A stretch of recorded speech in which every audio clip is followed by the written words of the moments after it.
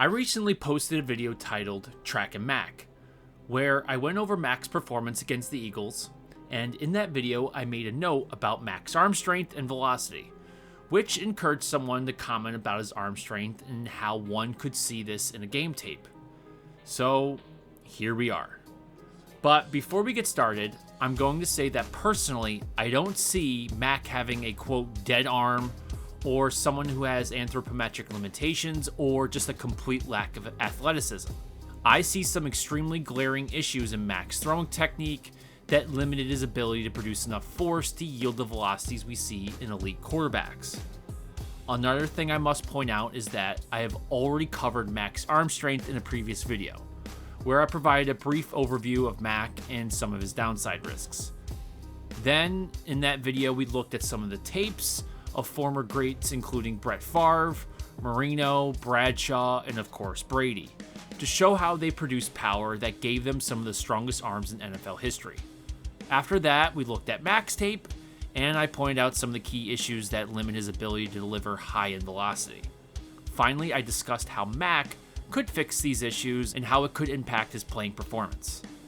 I will revisit some of these ideas in this video, but I stress that you take a look at that video to get a better understanding where I'm coming from. So I would say this video is kind of a part 2 of the series. Alright, let's talk about throwing in general. The art of overhead throwing involves a synchronized effort of muscle groups spanning the entire body, culminating in a powerful motion of the upper limb. Due to its swift nature, real-time analysis of motion is extremely challenging because the body segments go through the motion, but that doesn't mean the body was actually active enough. Electromyographic or EMG studies and ultra-high-speed video recordings have been instrumental in unraveling the workings of the muscles the quarterback is actually using, the sequence of their engagement, and the related kinematic variables. We are trying to see if the athlete is really maximizing a, quote, kinetic chain, and do they have the proper muscular coordination throughout each phase of throwing? And are they adjusting their technique for the throwing conditions / goals? The overhand throwing motion, like throwing a football, encompasses a series of bodily movements commencing with the lift of the lead foot, progressing through coordinated actions in the hips and trunk, and culminating in explosive motion in the upper limb to propel the ball towards the target, right? The effective synchronized use of specific muscle groups maximizes the efficiency of the kinetic chain. We start this chain with the muscles in the lower extremities and the trunk, which generates and transfers energy to the upper extremity. Lower body first, bottom up flow of energy. This involves muscles like the quads, the hamstrings, the hips, which are creating a stable foundation for the trunk's rotation and flexion. Given the rapid pace of this motion, assessment is notably challenging. The time from the front foot or non-throwing foot side contact to ball release is often not even half a second. When attempting to achieve maximum velocity, we like to see QBs achieve high humeral internal rotation velocities during the throwing motion, which reach up to 7,500 to 7,700 degrees per second. This is crucial. Obviously, this creates an immense amount of force, so a complex interplay of dynamic and static stabilizers is essential for maintaining the glenohumeral joint or shoulder joint's range of motion, force, and stability. A concerted effort involving various muscles is necessary for stabilization, positioning, and synchronous scapular motion. So what do I mean? There's a lot going on in the shoulder. If you want a great visualization, think about the Michael Bay Transformers movies, when the Transformers are changing from a vehicle to a robot form. Lots of stuff moving around real fast, but it ends up with a snap alignment to complete the final form. This football toss has some similar ideas going on in the torso, shoulders, arm, and the hand. There's a lot going on, and it's going on at blazing speed with a lot of force. A football throw is a lot more than just an arm. Let's talk about the arm and the shoulder and how people have, quote, arm strength. It is common for people to think that the shoulder and arm muscles are going to be the primary source of power to throw the ball. But in reality, the larger muscles involved in the arm and shoulder contribute in the throwing motion to ensure there is proper form. They are recruited because the throwing motion primarily occurs above the 90 degree of abduction, or in this case, just above the shoulder joint. Essentially, most of the stuff is done above your shoulders, right? So the arm should be seen as a power transformer or translator and director rather than a power producer. Again, the muscles in this area are really worried about putting the bones in the right spot to benefit from the power being generated from the legs and abdomen. For example, the inferior glenohumeral ligament and capsule act as a primary static anterior restraint. The deltoids elevate the humerus, the upper arm, while the rotator cuff adjusts the position of the humeral head of the glenoid. Again, just putting things in the right spot. Now, your pec muscles and your lat muscles do contribute to powering the shoulder forward. These muscles not only get the arm in the correct positions, but they also help power the throw. However, these muscles are not really consciously being flexed to throw the ball. They're essentially being reflexed in a plyometric action. They are put into a position to be stretched and reflexed back, creating forces. Reflexes, right? Remember that for later. So let's talk about power production in the body. So if arm strength is not really coming from the arm per se, where is it coming from? The power production in the body, right?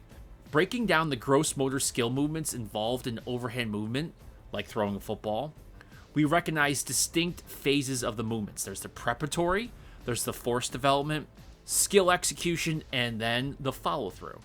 The preparatory phase, characterized by an eccentric contraction, so loading up here, encompasses positioning the arm and maneuvering the joints in the opposite direction of the throw, so we are loading up, kind of like a backswing in golf. This phase is fundamental to all plyometric actions, involving a rapid stretch followed by a concentric contraction. It aligns body segments for effective force generation and accuracy. However, the challenge lies in the frequent absence of maximum lower body force in the execution of the overhand throw. In numerous gross motor skills, power is derived from a forceful push starting from the toes, driving through the foot, the ankle, the knee, the hip, and against the throwing surface, in this case, the football. The core muscles, including abdominals and obliques, play a crucial role as well. The core muscles' fundamental movements involved in the overhand throw encompasses spinal flexion, with the rectus abdominis, abs. Rotation is internal and external obliques, and lateral rotation of the trunk towards the opposite side of the throwing arm is again internal and external obliques. Simultaneously, upper arm movement engages muscles responsible for the humerus motion in the shoulder joint, our anterior deltoid and the pec major. The overhand throw produces medial rotation of the arm and extension, akin to a whip-like motion. That's again the lat getting in there, teres major, and infraspinatus. The elbow joint contributes force through rapid extension, triceps, and aconius muscles, while the wrist aids with flexion and radial or ulnar flexion of the carpals. Finger flexion plays a critical role in the final stage of force production. The phalanges, or fingers, exert force just before the ball is released by flexing the fingers. So yes, the arm and upper body are important for lots of reasons. But for power production, it's not the primary driver. They essentially transfer the energy. Even muscles that do apply power are being activated by kinetic chain initiated in the lower body. So let's talk about this kinetic chain. The real key to QB's velocity, consistency, and durability are linked to various kinematic and kinetic factors, as well as the timing of segmental body motions. Optimization of these parameters enables efficient and consistent energy transfer from proximal, close, to distal body parts, away. So we're talking about an inside-out concept. Disruptions in what are called kinetic chains can impede efficiency, making achieving top velocity more challenging.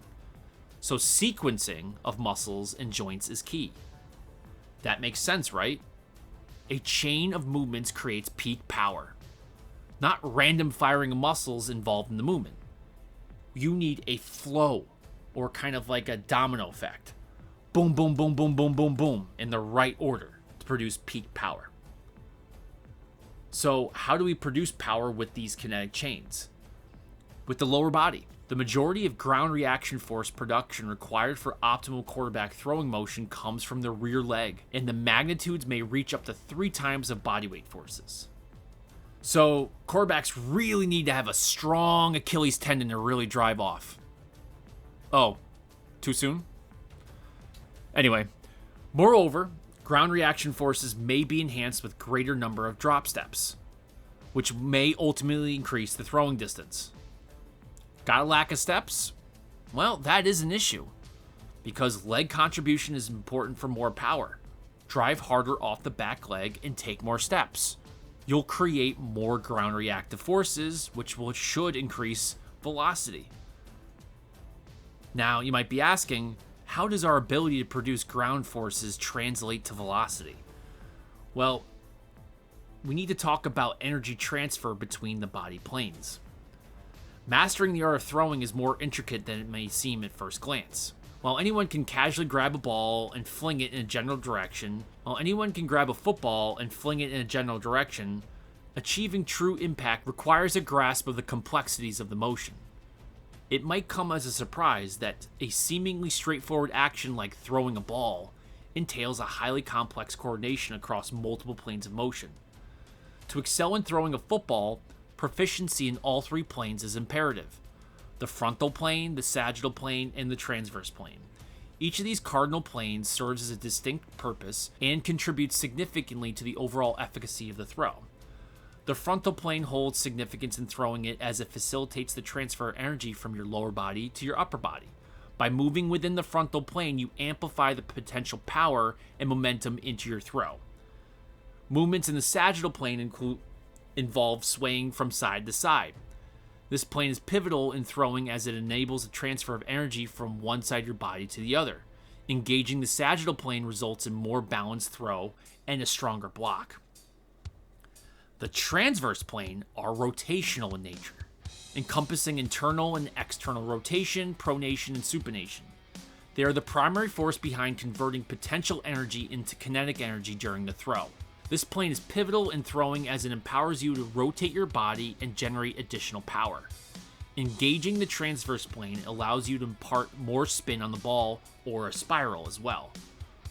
All 3 planes collaborate harmoniously to influence the trajectory of a throw, which involves all 3 planes being employed concurrently. There's also diagonal planes. The one that we like to look at is the high diagonal plane, or is also known as the oblique plane. It is heavily involved in throwing actions. Think of left foot to right hand for a right-handed QB. Cross-body power production, like a chopping action. So let's start talking about putting these concepts together. What is it that we are looking for that Mac can improve upon? Release velocity, ball speed, right? Faster ball for a deeper ball and to get it through those tight windows. Speed is king. Release velocity determines distance more than anything else. Release angle, release height, and the altitude angle of the hand compared to the shoulder are important, yes. But the hand and ball velocity is essential to the distance in all conditions, meaning you gotta be able to throw fast if you want distance. Let's get some relationships going. First, angular velocity of the hip and shoulders, so the twisting speed of your hips and shoulders, have the strongest correlation to elbow velocity, which has the strongest correlation to release velocity. So, a transverse plane action, you got to rotate fast if you want to have speed. But I thought ground reactive forces have the highest correlation. Yes, indeed. The ground reactive forces are going to be a combination of sagittal and frontal plane as the athlete steps towards their target, with their lower body moving mostly in the sagittal plane and their upper body being rotated and prepared to transfer the energy. What I am getting at is a transfer of power between the planes through a dynamic kinetic chain that creates linear and rotational forces throughout the body that is ultimately directed into the football. So, ground reactive forces turns into the transverse plane, which makes it to the elbow, and then the elbow to the hand to the ball speed. The QB steps produce ground reactive forces with their back leg internally rotating towards the front leg, then extending the knee, thus rotating that back hip forward with internal rotation, which generates force through the abdomen to the throwing shoulder that drives forward with internal rotation. That then transfers energy to the arm that gets pulled forward and then rotates internally. That power goes to the hand that accelerates forward towards the target with internal rotation that puts spin or spiral on the ball. The whole kinetic chain is filled with power being transferred from linear to rotation to linear to rotation. But the start was the foot, then the knee, then the hip, then the abdomen, the shoulder, arm, hand, and ultimately the ball with a tight spiral, right? If you break that chain, no transfer. Broken, done. Or if you shorten the chain, less power. Interestingly enough, QBs known for their elite arm strength use antagonistic kinetic chains to amplify that power. This is typically done with the non-throwing side with a contra movement. The lead leg drives back on contact with the ground, which drives the non-throwing side back to improve the rotational force of the hip. Non-throwing arm pulls back to amplify the rotation forces of the shoulder. This is also known as a dynamic block because the non-throwing side is actively driving the throwing side around until the joints lock. Kinetic chains, connections, power transfer, translation. There's a lot to be going on to produce power and velocity. Now, let's finally kind of start to move on to a practical application, or how do we just coach velocity from a QB? Besides adding strength and power output, I have about 5 other coachable aspects that can improve velocity and also improve the ball's catchability. First thing is arm slot. The angle of the arm in relation to the body and the ground. For me, the over-the-top and vertical arm is best. Getting on top of the ball is better because getting under the ball is like throwing a dart. You get better accuracy and better spiral from coming up over the top. Shoulder height or sidearm throwing, you get a bad spiral because the hand pushes the ball and there's little to no finger spin coming down the side to put rotation on the ball. You get like a knuckleball throw. Plus, if you really think hard about this, sidearm increases the likelihood of missing the receiver from left to right, whereas a vertical arm misses high to low. Now, for receivers, it's much easier to catch the ball inside their frame. But if the ball's behind them, they're going to have to slow up. And if the ball's way too out in front of them, they're already running, so they're either probably going to have to dive to probably catch that ball. So a vertical arm is not only better for connection and producing power, but you get a nice clean ball, and you're actually more accurate. Another thing to coach is getting through the point of the ball. Power goes through the ball from point to point. The body follows through in the direction of the throw.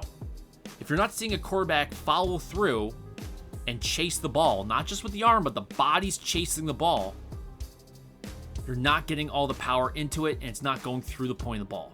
So there's a high likelihood you're going to see some wobble in there. An easy way to make sure the QB's driving through the ball is to make sure that they have an optimum stride length, which is roughly 60% of their height on their final step. A short step means they're not going to get their body behind it. It's mostly just going to be a rotational. Not getting behind the ball will leave you with mostly rotational forces, which will have a negative impact on the flight because they're piercing through the air, but will be more like plowing through the air. Another thing to look for is a primal chop with the body. Up and slightly forward. Forward, around, and up with the body. The left foot to right hand. Again, kind of going back to that oblique plane. Brett Favre was superior at this. Put his left foot down and you would see everything go out. All that energy would go right out his right arm. And it was aggressive.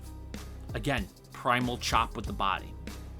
Another thing you need to have is an active non-throwing arm. You can't have a dead fish. Now, the best way for you to understand what this is stick your non-throwing arm out in front of you and pull that arm in with your elbow real tight, driving hard behind you. So just yank something in, right? Stick your arm out and pull hard. Now notice, your throwing shoulder pops forward, right? So it's kind of like got the seesaw effect. You pull in on one side, it's going to push the other side forward. This produces power and stretches those arms and the muscles to produce even more power. Terry Bradshaw was a master of this. Does Mac do this? He's kind of a dead fish. Next, working on lower body mechanics and getting positive separation. Getting your hips ahead of your shoulders, which is ahead of your ball, right? Lower body first, bottom up, initiating from the feet, working your way up to the hand, creating torque. All right, so those are the 5 things. Arm slot, pushing through the point of the ball, getting a primal chop with the body, active non-throwing side, especially arm, and then having lower body mechanics that results in positive separation. Bottoms up. All right, that gets some speed going. Now, how do we throw the deep ball? Interesting. Quarterbacks experience a reduction in the maximum obtainable release velocity as the release angle increases, which the relationship between release angle and release velocity follows a linear pattern. So what am I saying there? Is that you don't throw the ball nearly as fast if throwing it up and down the field than you do going straight forward, right? So 10-yard pass versus a 30-yard pass. The 10-yard pass, the ball's moving faster. 30-yard pass, the ball's typically moving slower in terms of velocity. The observed correlation between the release velocity and the release angle reveals a discrepancy between the theoretical optimal release angle for the deepest throw and the real world. The issue here is the observed correlation between release velocity and release angle reveals a discrepancy between the theoretical optimal release angle for the deepest throw and a real-world optimal angle. Meaning, yeah, people say like 45 degrees, theoretically, if you took, high school physics, that's going to give you the best angle. But that's not the reality. That's not the real-world optimum angle. This is due to the fact that unlike the real-world model, the theoretical model assumes the release velocity is independent function of release angle. Do you remember that show Sports Science that they used to have on ESPN when they would have dudes in lab coats and bring in some athletes to swing some bats or tackle dummies, and they would just have a bunch of slow-mo shots and numbers on the screen? Well, a lot of that is theoretical models were being applied to a practical setting of empirical data. And the show rarely addressed those holes. But they were lucky that slow motion video really keeps people locked onto the show.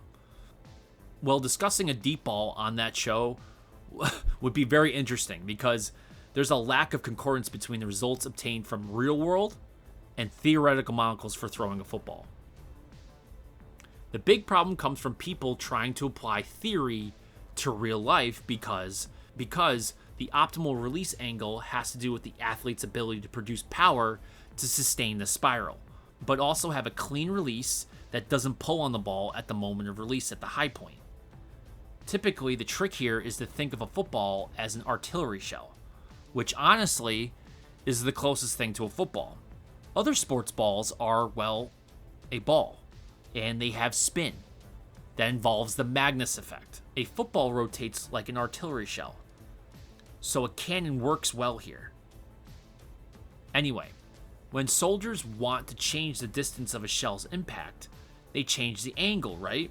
But they aren't adjusting the speed at which the shell leaves the cannon or the artillery piece.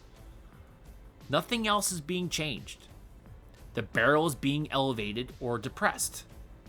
Speed is the same. Shell is coming out straight.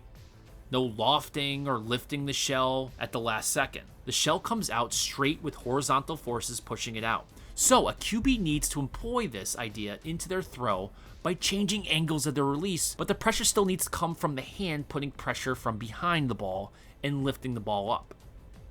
Going back to the artillery example, the barrel of the artillery is elevated when the muzzle rises and the breech side depresses, right?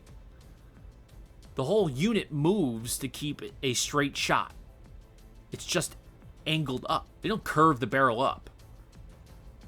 So a QB needs to raise their angle by elevating their shoulders, but dropping their back leg to start the throw closer to an ideal trajectory. This way, they are still throwing forward with power and not lifting the ball with vertical forces like a basketball shot. Remember, we start by pulling the ball over the shoulder and then we push it forward. Pull and push or horizontal or lateral forces. We have to change the angle of those forces compared to the trajectory, not change the angle of the force on the ball. You do that, and the ball loses. You change the way the forces are acting upon the ball, and you do that, and the ball loses spiral, and the tip starts to plow through the air. Ball just goes dead. Again, dropping the back leg more will adjust the system, and it should get you in better position. Does Mac do that on long balls? Not seeing it. All right, enough of the nerd talk.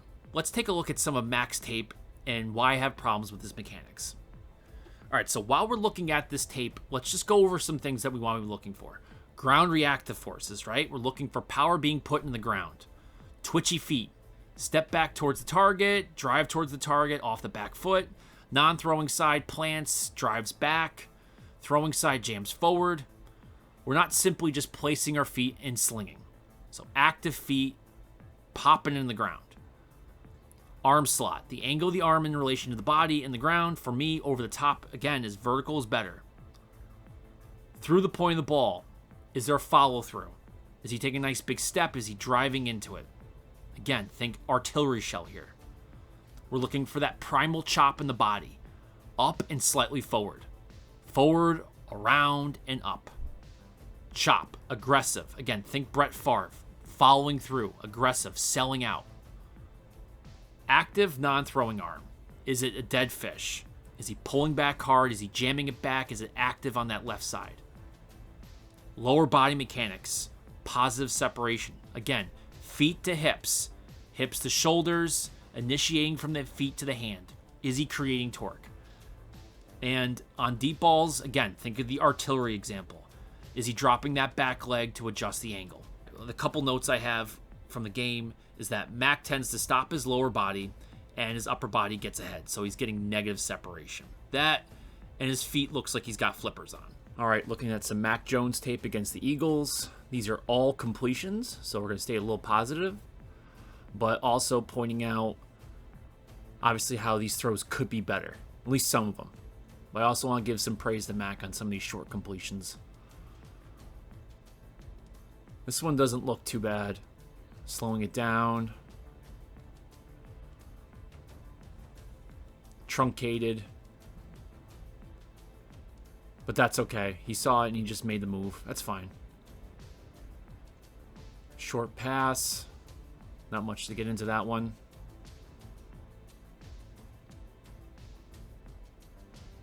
This is one of those situations where I have to give credit to Mac, where he just sets up, he does a little counter movement there with his backside coming towards us, and then whips it forward.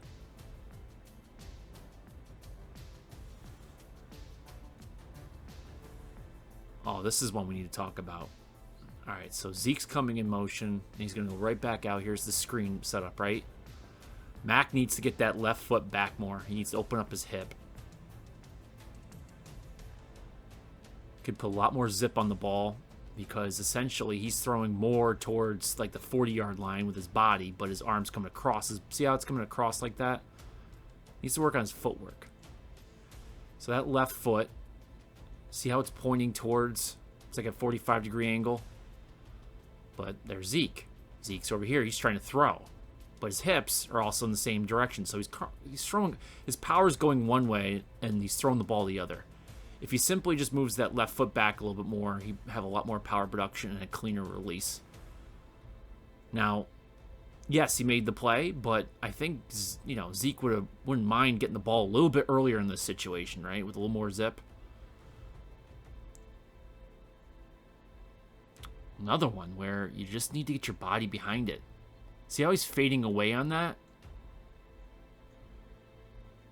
Yeah, I know he's just trying to get rid of the ball because he doesn't want to get killed, but a simple step forward when you got two guys, you know, converging on your receiver, step into it.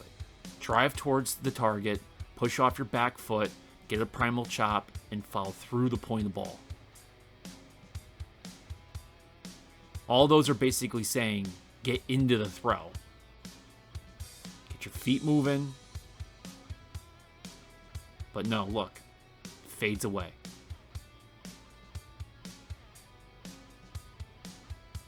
You got two guys here. Get that ball in quicker. Give him a chance to actually, you know, not only catch the ball, but do something with it. Anyway. That was good footwork. See? Snap, snap, pop, boom. Good throw.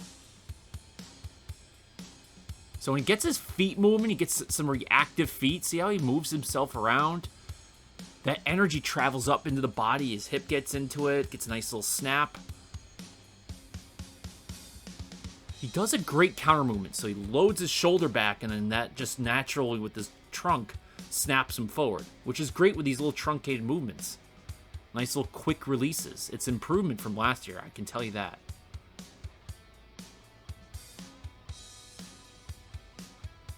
Okay, drive towards the target, push off the back foot, primal chop through the point. Again, something that we need to see. His feet are looking decent. Step into your throw. Now, he's got time, he's got space, but that probably would have been nice to get the ball a little bit earlier again.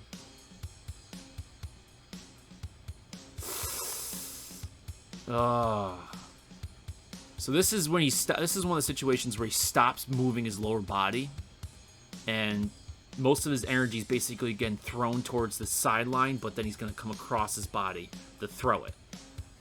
All right, so his lower body stops, and then it basically gets dragged around with his upper body. All right, let's break it down a little bit more. So lower body mechanics. Lower body moves first. We got to build that kinetic chain, and we're looking for positive separation. Positive separation meaning lower body finishes, and you have the hip is ahead of the shoulder. See, like his hips need to be ahead now. His hips should be forward, but they're basically in line facing the side, right? His shoulders are fine, but we want his hips to be facing a little bit more towards Douglas at this point. But we could see he stopped his lower body, right? That's also just kind of facing the sideline. That needs to be all the way completed already towards Douglas. It needs to be all the way over this way. So he stops his lower body. All right. We want that. So the hips and then the shoulders still where they're at. This is what we got. Okay. Shoulders square. No separation at all, basically. Knee already completed in the wrong direction.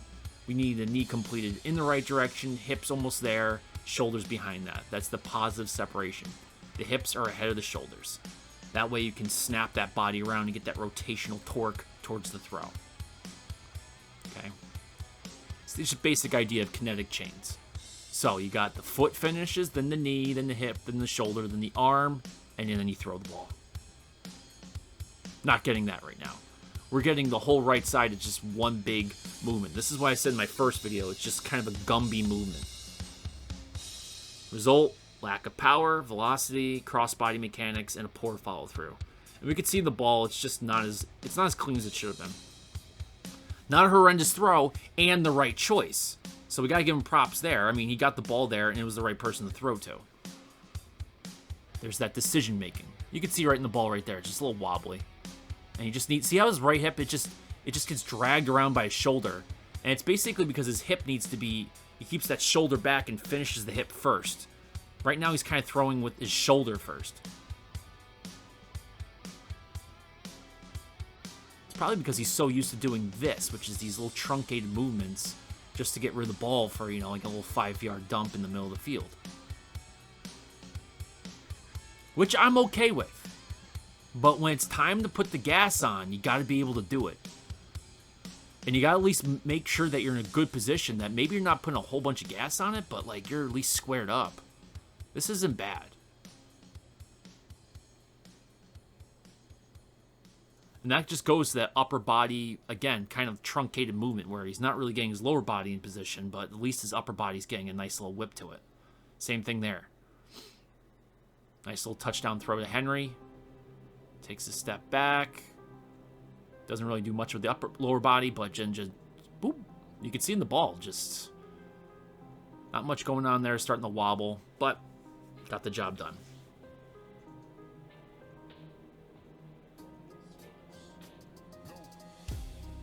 Yeah, See how just his feet are, he's not driving off that back foot, which would have been better, you know? You can deliver with your arm and not produce with your arm.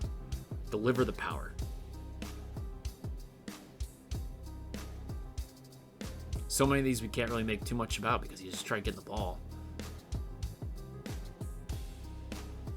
Now this one has got good velocity, good ground reactive forces. He gets a primal chop and he throws through the point.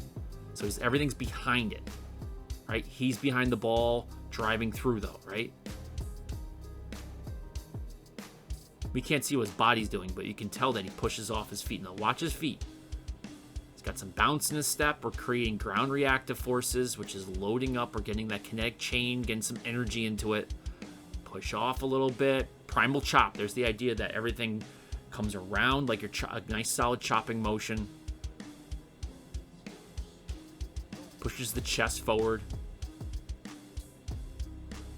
Not so much there.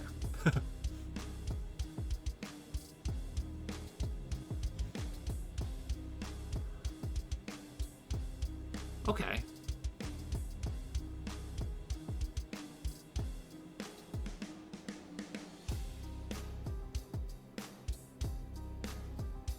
That looks pretty good too. I mean, a lot of these little dump plays, it's fine.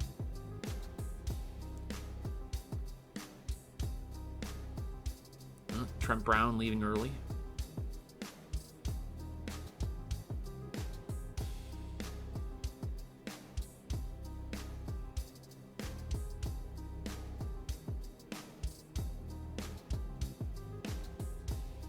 That one seemed to be better than the other screen that he had in the beginning. Yeah. Yep, there's a bad one. So poor velocity, didn't push off the back foot, dead left, and he's fading away. See how like everything on that right side just stopped? And he didn't pull with his left, so there's no exchange, there's no rotation there. It's just him going up and just throwing with the arm. Which, hey, you know, you got him in motion. You're going to try to get him the ball, but, you know, if you just pushed off that back foot and got that right side to come around, he wouldn't have to turn around and basically come to a stop to wait for that ball. That's just, like, I mean, wouldn't you want to get that to him a lot quicker? A ball can travel faster than a human, so let's try to get the ball there a little bit quicker so he's got a chance to keep staying ahead of those defenders.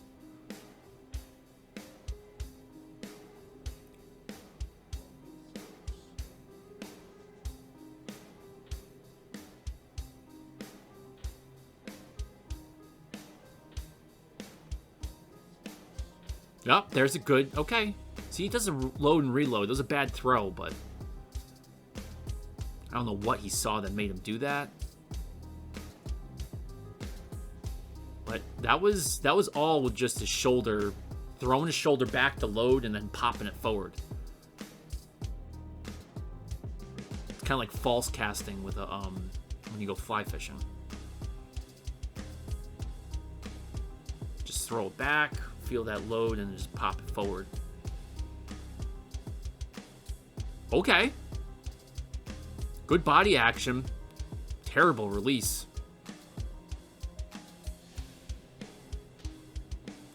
This might have been a situation where he's produced enough rotational power, but he didn't get enough linear from his legs. So he's almost pulling down on the ball. Yep, that's exactly what happened. So he ended up pulling down on the ball rather than driving through because he didn't drive forward with his legs.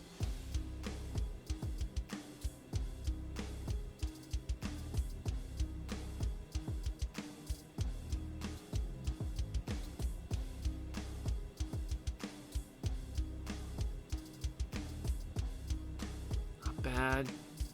That was good. He got everything squared up, just not a lot of separation, but for a 20-yard throw, that's fine. If that was even 20.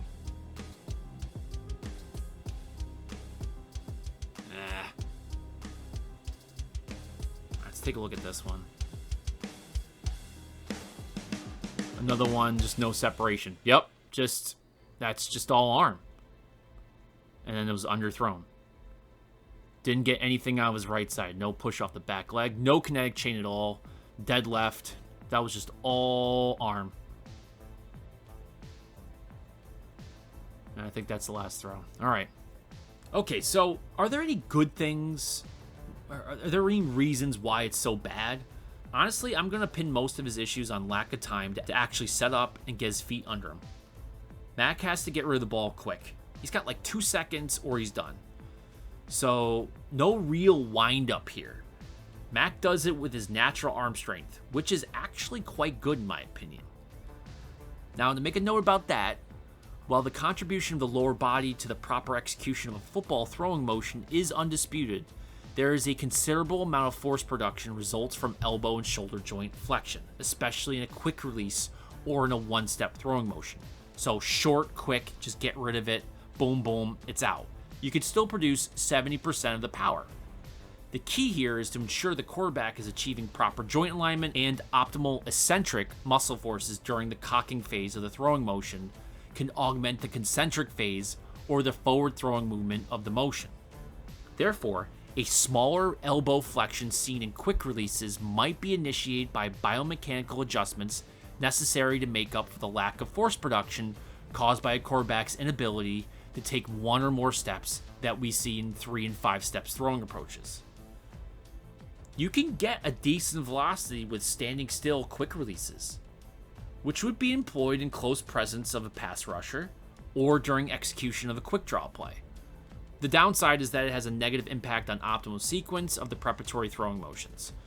So you can put some zip on the ball when you're doing a standing still quick release, but at some point you got to use your lower body if you're going to throw the ball deep with proper velocity. But this is where Mac really excels. He does a great counter move with his upper body to kind of get a whip, stretch, reflex, plyometric reaction out of his upper body. It shortens the stroke considerably and keeps the throwing mechanics from the rib cage on up. So he's kind of just taking the lower body out of it because he's not going to use it. So he's going to focus on getting everything he can out of his torso and arm. This is key if you just need to dump the ball or if you got to make a quick decision. It's a truncated movement that relies on the body's elasticity. It works, but obviously has its limits. Now let's make a point here. Where does Mac excel? Those quick little dump passes and when he needs to throw basically 10 to maybe max 20 yards. So his technique is actually really good for those really short throws where he's got to make a quick reaction and quick decisions to get rid of the ball. It is apparent that that's what he's built for. That's what he's good at. Now take last year's offense, and that sort of technique doesn't necessarily translate to that type of offense. Take this year, Mac looked pretty good against the Eagles, right?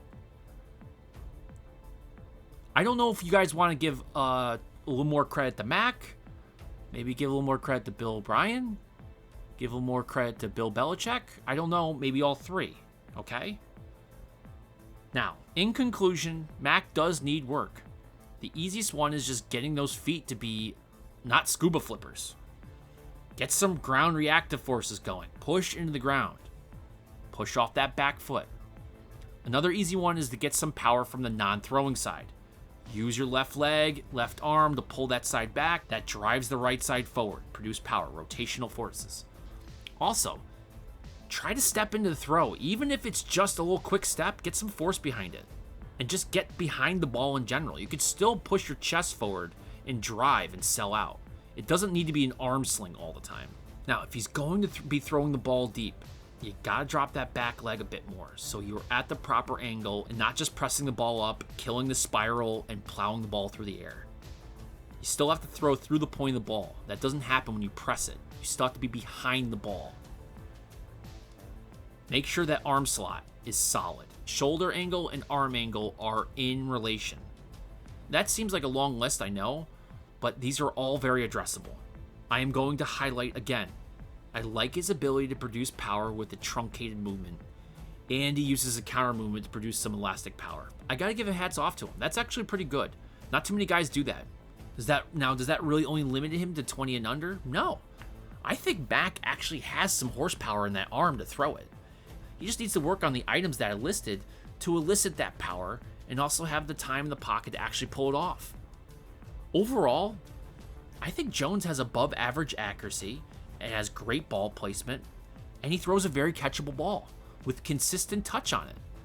He does a great job of throwing in players in the open and hanging the ball high for high point receivers. He is a cerebral player that avoids unnecessary moves and will throw the ball away rather than risk it. We just need that ball to go a little further down the field and get there a little quicker. Alright, so that's it on Mac. I hope that at least helps you guys out so you can watch the rest of the season. You're just watching Mac, how he throws. Again, I'm going to be holding my breath when he throws a deep ball. It's something he needs to work on.